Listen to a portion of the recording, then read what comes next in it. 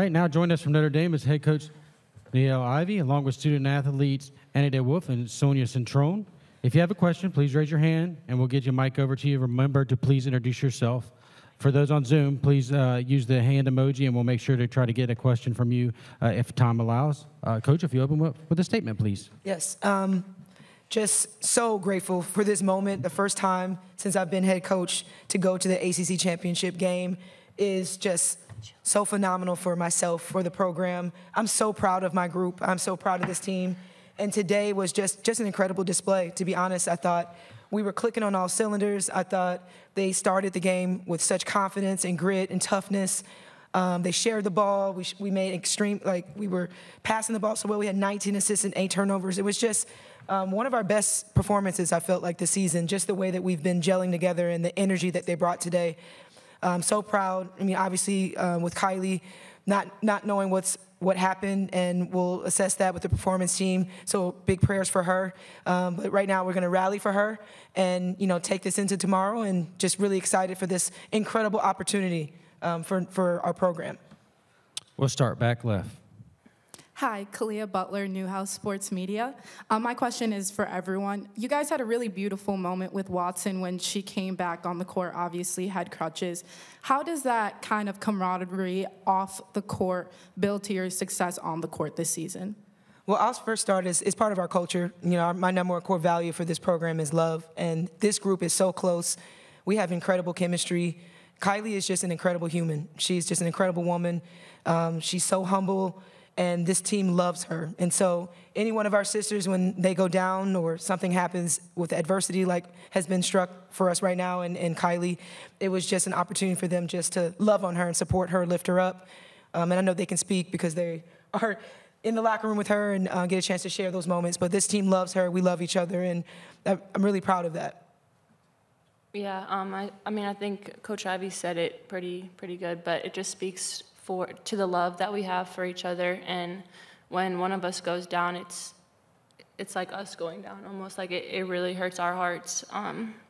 So yeah, it's just hard. That's our sister. So yeah.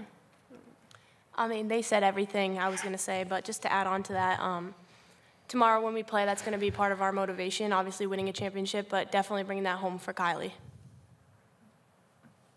Questions? We got here on the right.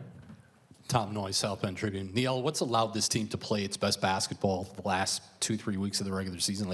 You just continue to get better every game.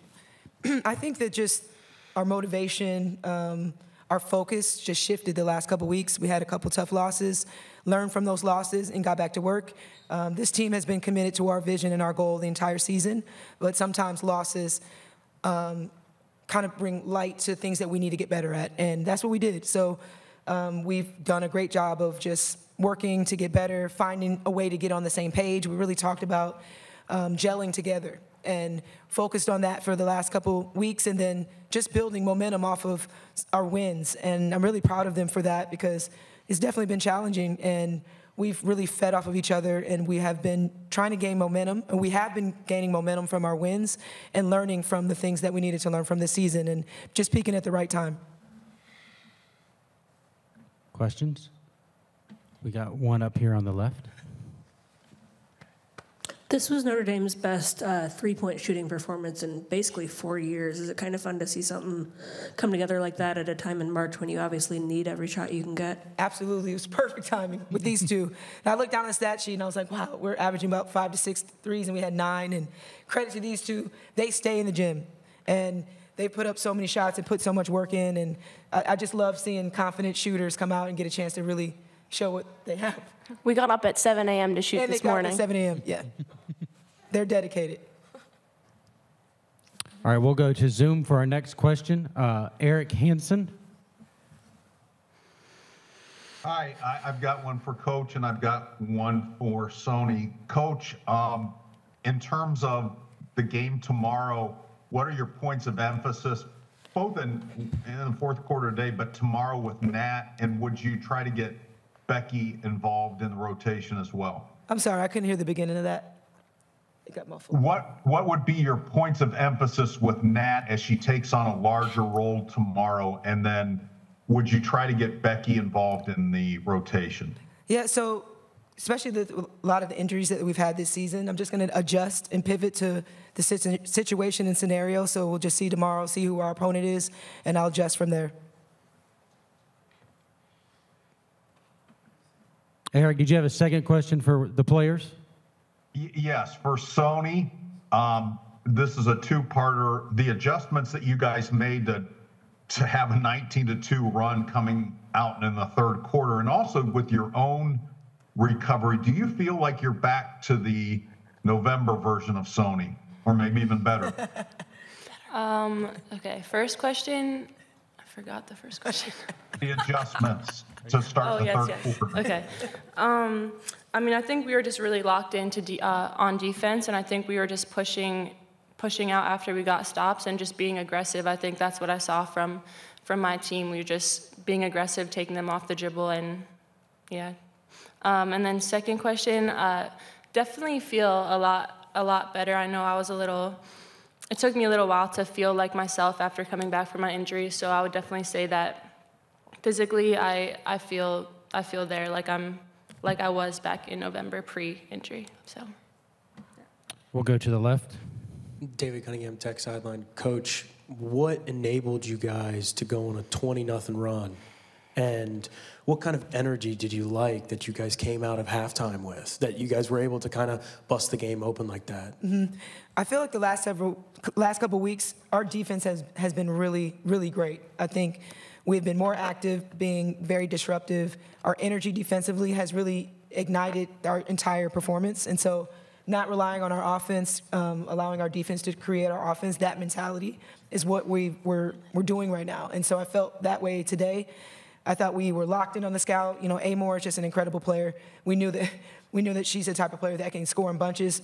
We tried a lot of different things to try to defend her, but I thought our offense was flowing really well with our pace. I thought we took great shots. We shot the ball well. We shared the ball. Like, we did everything that we've been practicing for this scout, and I'm really pleased with the way that our offense has really grown. You know, we've had moments where it's been stagnant, and we've had to fix a lot of things. I've had to put some things in to help us, and they're just getting better. We're really improving offensively, and I love that our defense is what is igniting us right now. We'll go front row. Mark Berman, the Roanoke Times. To follow up on that, I guess, what was kind of the message at halftime? What was kind of the game plan coming out in the third quarter? And I guess, did you execute it to a T? Right. We just looked at a couple plays that we needed to fix defensively, off of our rotations, box outs. And then I really talked about pace, pushing pace. I felt like I wanted to run on Virginia Tech. We wanted to really push pace and play fast. So we talked about coming out and playing fast. And that's what they did. We came out, went right to Sonia. She got a mid-range jumper, and then right after that, it was just stop and run. And I thought that really helped us. But I thought Sonia went on a stretch on her own that just really boosted us and gave us a lot of energy, what she was on the offense. But we were getting the stops on the defensive end that helped us. But my message was to play with energy and play fast. We'll stay in the front row. Coach, obviously, it's the second time you've beaten them in 4 games. When you obviously this time they did not have Kitley. Did that kind of, how much was the defensive game plan different this time versus the last game of the regular season? Now that you did not have to worry about Kitley. Yes, it was really different, knowing that, again, they're hit with adversity as well, so knowing that somebody's going to step up for them and rally for her. We really focused on Amor. I felt like she was the engine, and that was our main focus. We wanted to contain everyone, defend the three-point line, but really put a lot of pressure on Amor. And then, again, just try to deny her, trap her, get the ball out of her hands, put multiple bodies on her, and they did a great job. Obviously, she got loose because she's that type of player, but my focus, it was definitely different. You know, coming into our regular season game, 10 days ago, it was Kitley and Amor trying to find ways to stop the duo, but today was really trying to take the engine away. Any other questions? All right. Thank you. Thank you, guys.